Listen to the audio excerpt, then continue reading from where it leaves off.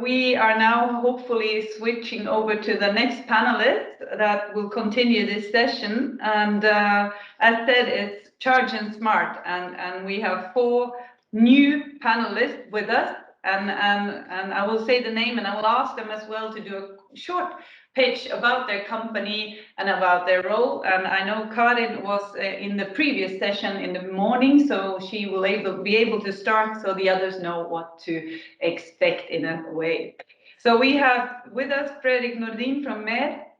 We have Karin Ebbinghaus from Elonroad, Elias Peuru from Virta, and David Fonet from Charge4Go.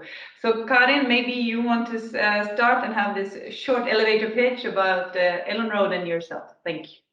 Great, thank you so much. In the morning, I presented us as Elonroad. We are what we're called, electricity on road.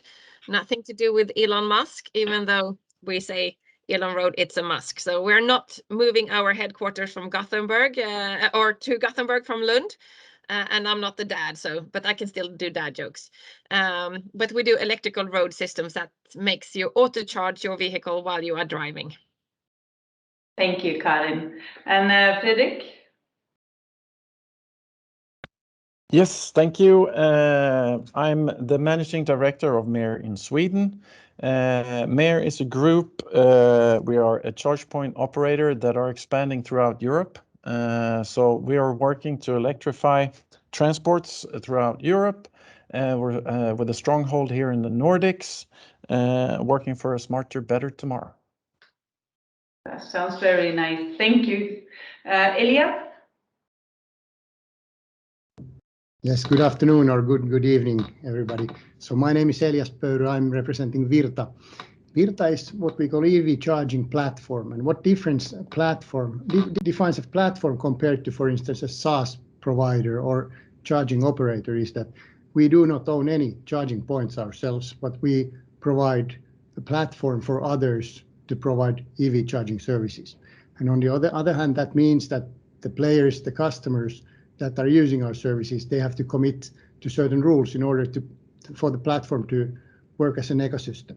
So we are biggest, or one of the biggest in Europe as a platform with over 40,000 charging points in our system and over 500,000 charging points available through roaming. We are working in 30 countries, so Europe is our home. But as I said, good afternoon, good evening. I'm at the moment looking forward to our new opportunities in Asia, that we will be big in Asia next. Thank you, Elias. David. Hi, thank you so much for having us. I'm David, one of the founders of the tech startup Charge4Go.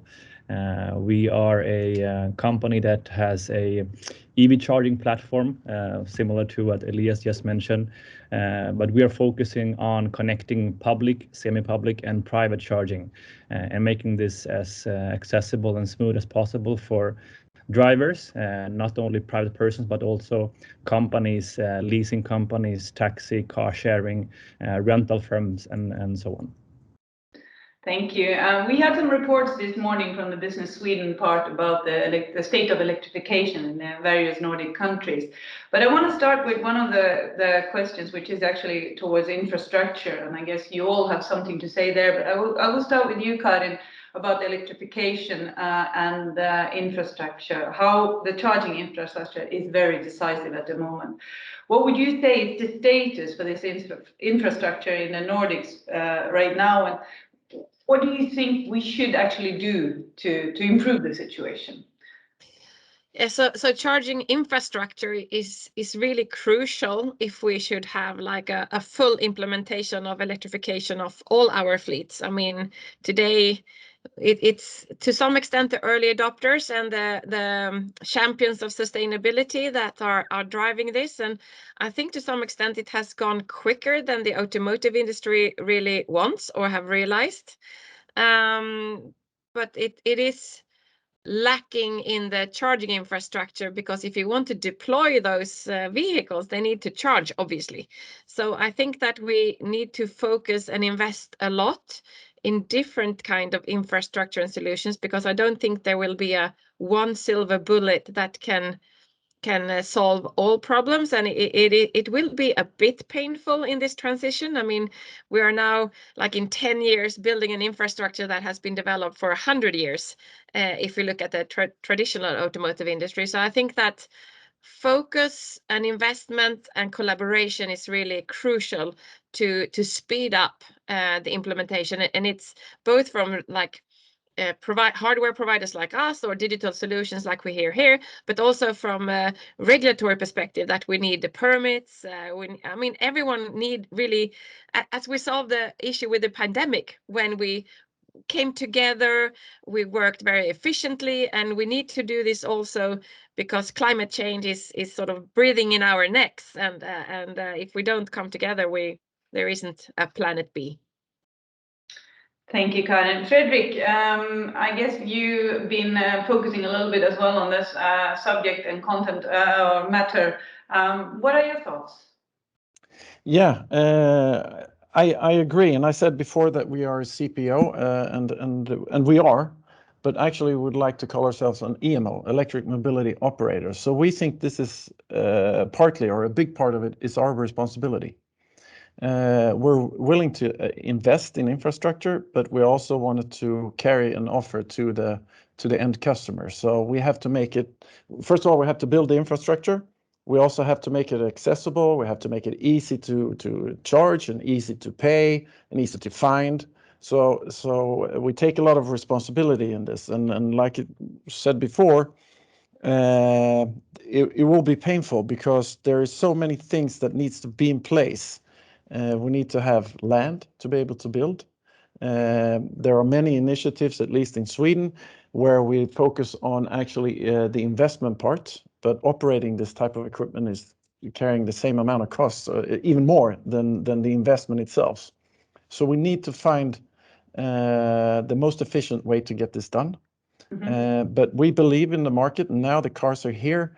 And Scandinavia and the northern part of Europe being a forerunner, we are getting smarter, wanting to use this to accelerate our expansion in the rest of Europe. So we're going to try to leverage the knowledge and the experience we get from the Nordic for us, which is then Sweden and Norway, to bring that with us into Europe. Thank you, Fredrik. David, when you hear both Karin and Fredrik's answers, who do you think where should the drive come from, regulatory or market side, in order for the infrastructure to be sufficient for the future, and now and for the future? Yeah, that's a good question. I think that is a combination of both regulations to make it possible, as Fredrik is mentioning, to invest and to actually get a business out of that. Because I think that if only the market will stare, that means that we will probably invest where we actually can earn money on the stations as well. And we also need these in areas where we probably not have as many citizens living as in other places. But I also think that it's important to just stop for a while and think of what is the situation today. I mean, we know that the grid it's good enough as it is at the moment, and we know that 80% of charging is made at home. 50% of persons charge less than 1 time per month in public, right? And I think that it's more of a lack of knowledge among people. I think that we are making it too complicated for people to understand how to charge a vehicle when they actually travel abroad or when they go for a vacation. So if we make this infrastructure available for the money through smooth integrations, collaborations, and cross-functional systems, I think this will be simpler for both private and professional use. Thank you, David.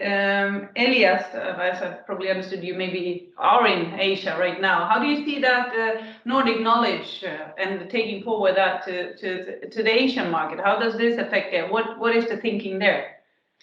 Well, of course, it's totally different. Asia is where we were in the Nordics a few years back. So we have to kind of grab our old slides and start telling why we need e-mobility, why everybody shouldn't build their own backend and platform for that, but maybe join ecosystems and so on. So the market is evolving. And thankfully we have the path what to walk. But now when you were talking about this infrastructure and do we need infrastructure in Europe or is it enough and so on. So I would ask what is enough? We have now the alternative fuels regulation being discussed, suggestion by the Commission, and they're suggesting that we should have 1 kilowatt of EV charging per 1 EV car. And that's something that we have already multiple times in all the Nordic countries. In most European member states, we already have that number of cars. But as we go norther and as we go to the bigger countries by geography, we need density. So the same regulation says that in 10T core networks, there should be 1 charger in every 60 kilometers. And further on in 2030 only, in 10T comprehensive networks, 1 charger or charging, what they call a charging hub, in every 100 kilometers.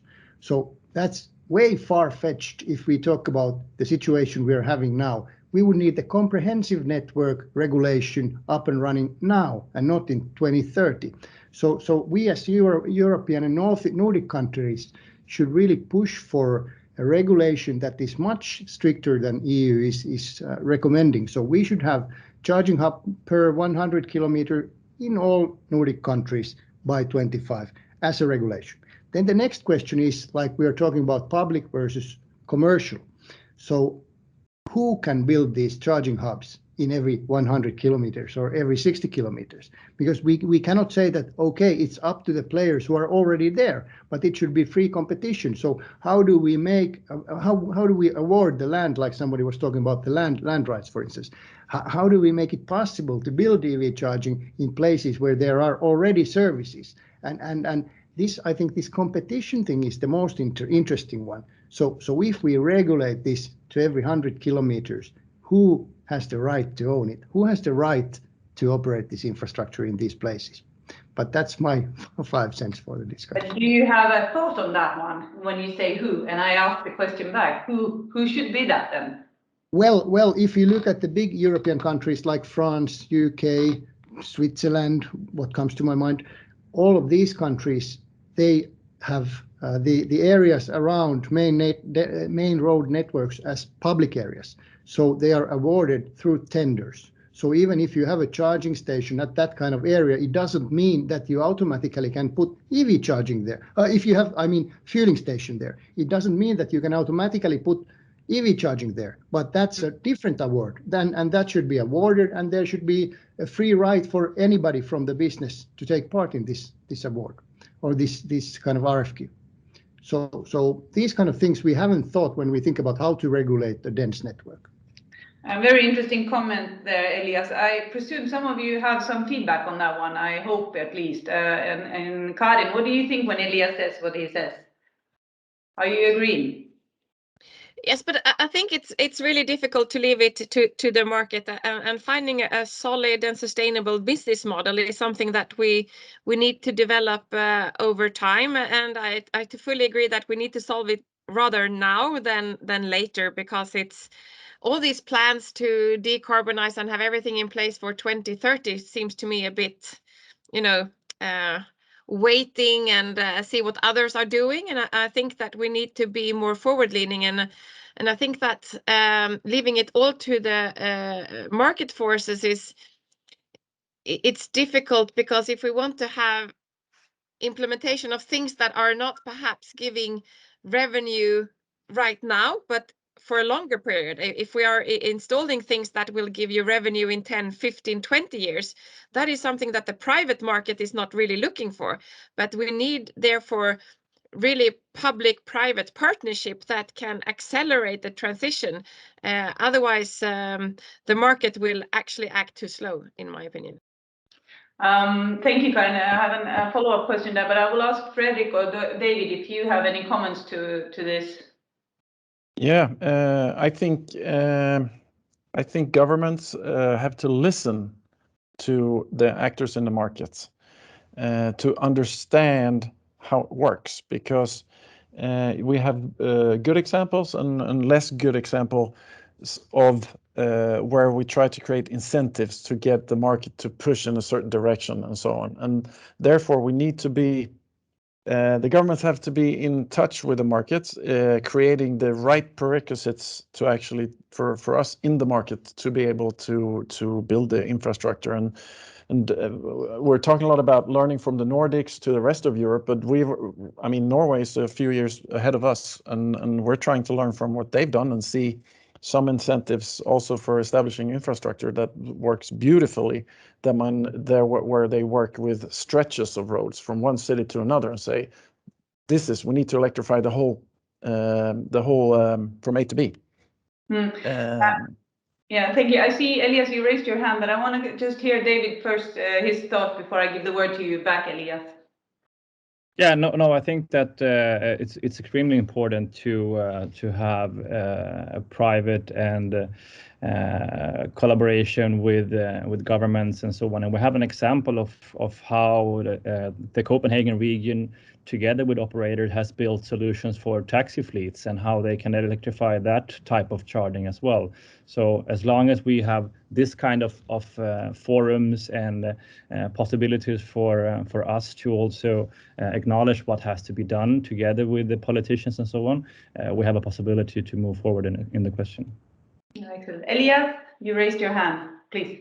I think there was already very, very nice answers for both Fredrik and David about how to solve things. What I'm maybe most worried about was the sentence, we have to together with the public do something. So the worst case scenario is that public entities start building EV charging, or they start operating EV charging themselves. So this is something that we try to get rid of in every other sector of the world. So now let's not make public EV charging that is owned and operated by public players. But yes, there are beautiful incentive models already existing, and we already have experience. So we don't have to kind of reinvent the wheel. But we've learned from our mistakes, and we've learned from our success stories already. And the EV charging is really growing fast in the best markets where the incentives are right in the right place. Excellent, Elias. Karin, you raised your hand. I don't think that necessarily for public-private cooperation that it is the public that are building the charging points, but perhaps acting as customers of charging. So, I mean, if you get a good market very quickly, there will be a good business opportunity for the private enterprises to act on and have invest. And as you said before, having this predictability of where we're going and a very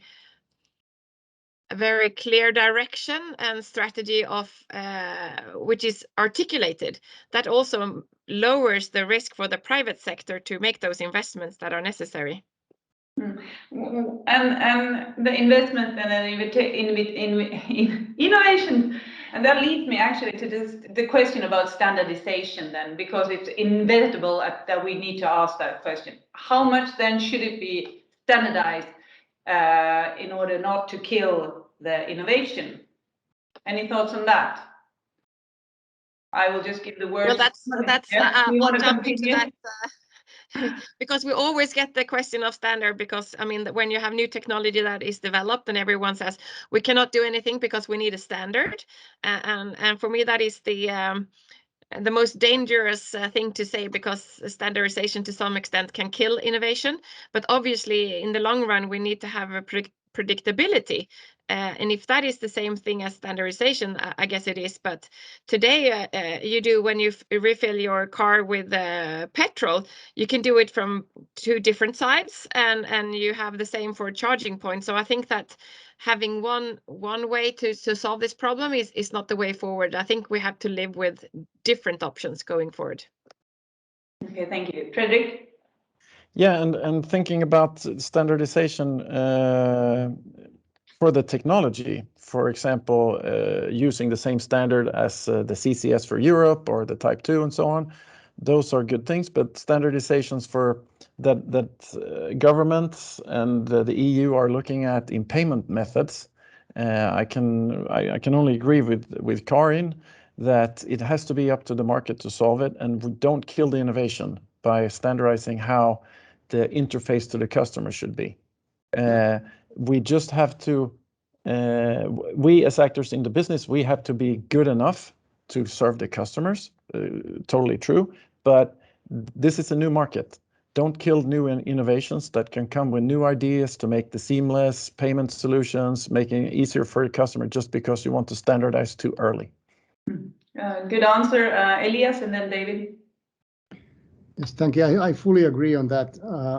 Like Fredrik said, there is a standardization proposal of having credit card terminals for every charger by 25 and further by 27. And of course, credit cards might look like a very nice idea if you look at it from German standpoint from year 2021.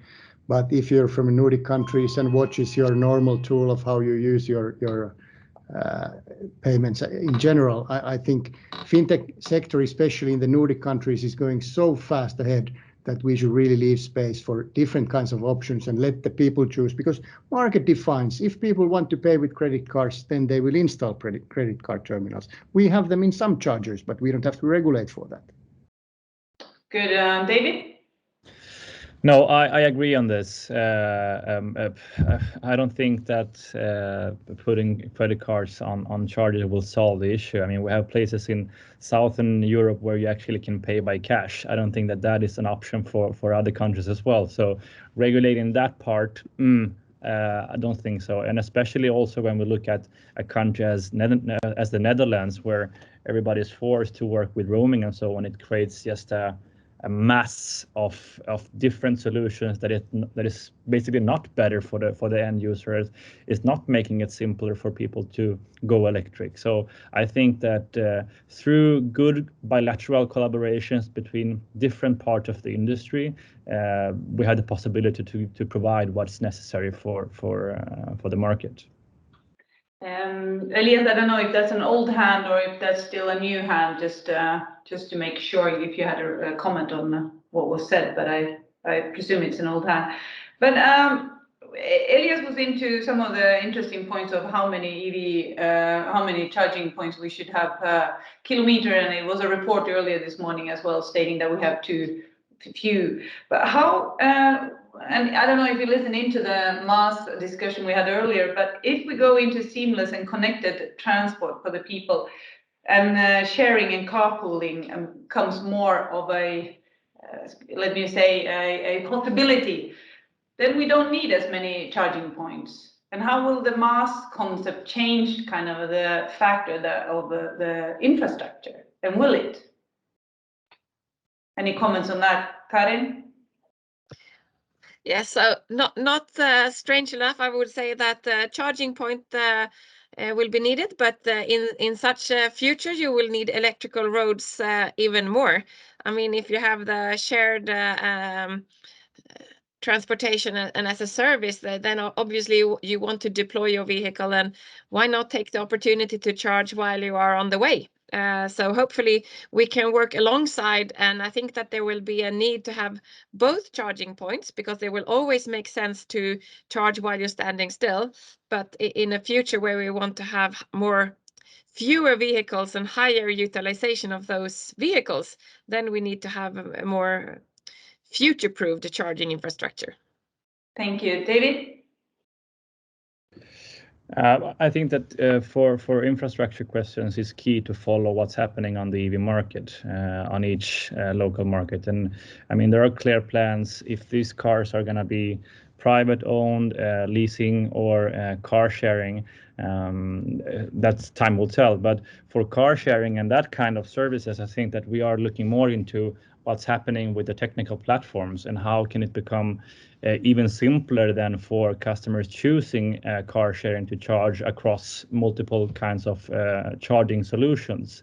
Because then I think that really it's important for that person choosing carpools or car sharing in some way to not have to question, how do I charge my vehicle when I drive on the road? The same thing with the rental part of cars. Excellent. Fredrik? Yeah, I think it's a complex issue, and I don't think you can state that we need less charging just because of these activities. Because if you have car sharing, for example, maybe you can work with smaller batteries and charge more often in the public sector So maybe you need less home charging, so to speak, because you don't own your vehicle, but maybe you need more public charging. I'm not sure if anybody can really answer that question, but what I want to add once again is customer interface, because multimodal traveling, for example, EV, train, EV, you need an interface with the customer so you can buy the ticket or book your car at the train or who's selling you the train ticket, maybe right there and then. You need to be able to book your car sharing vehicle when you arrive at the station. So pulling all of these together to make sure that you can have this multimodal will be key. Thank you. Elias? Yeah, I think that's an interesting question, and especially it's interesting on what corner or what angle you want to open it. So if we look a bit further on the future, I don't think we want to drive. That's for sure. I don't want to drive. I would definitely not drive a car here in Jakarta, where I'm at the moment. But what I want to do, of course, I want the cars to be autonomous, and they're not there yet, but they're almost there, because ride-hailing is the first step towards autonomous car. It comes where I want it to come, and it moves where I want it to go, and I don't have to drive it. I think autonomous is just the kind of a ride-hailing app 2.0. And so if we talk about electrification of these shared cars, I would say that the ride-hailing apps are the first place to electrify, and not the end user apps, but actually the driver apps. The drivers need the electricity and the EV charging. So where I would put EV charging possibilities is in the Grab kind of, or Uber kind of, Bolt kind of apps, and in their driver apps, instead of using them in end user apps. End users don't need it that much. So there are different angles on how to look at this discussion. Thank you. And I have a final question to all of you, in the sense that if you have one wish to the regulatory side, and you could state it now, and looking from your company perspective, but also from a Nordic perspective, what would that be, and what would you say to them? I will begin with the women, or the woman in the room. Sorry, Karin. I would say that in Swedish we would say plattan i mattan, like full speed ahead. So start doing things even faster than you do now, and don't be afraid of trying different options. I mean, it's don't wait for the perfect moment, because that will never arrive. So just do it. Just do it. Fredrik? Yeah, and then I'm going to tie into what Karin is saying, because plattan i mattan, that would be then to grid companies. We have to speed up time for actually connecting to the grid, number one. And we also need to change the structure of grid tariffs to make it reasonable to actually build charging infrastructure. Thank you so much. Elias? Yeah, I think it's pretty simple. Enable market-driven solutions wherever they come from. So enable the market will handle it, and then push in with subsidies and unified subsidies. So let's try to have a unified market area, first in the Nordic level and then to the European level, because otherwise there are two small places competing with each other. So we should be a European level marketplace in order to compete with America and Asia. And David, you are with the famous last words. No, but I would just agree with my fellow colleagues here that of course we have to speed up. Someone said stop with blah blah blah, and I think, but it still has to be done in a right way. So politicians, legal makers, and so on needs to have the ear on the ground and see what's happening. And I agree on what Elias said also, on that we have to look at specific regions and see how are we developing there, and then from that learn and promote them and grow as a region in Europe as well. But no legislation that forces into a specific standard that kills innovation. Excellent, and that marks our spot. It's 1 minute past 2, so I thank you so much for your time, Karin, Fredrik, Elias, and David. Thank you so much for your great answers and insights. I would have wished we would have more time, but we will come back to that. So reach out to these people if you want to get in contact and hear more. And thank you so much, and have a lovely day. Thank you so much. you Thanks so for much. great moderation. Thank you. Thank you, Jenny. Thank you. Bye-bye. Thank Bye. you.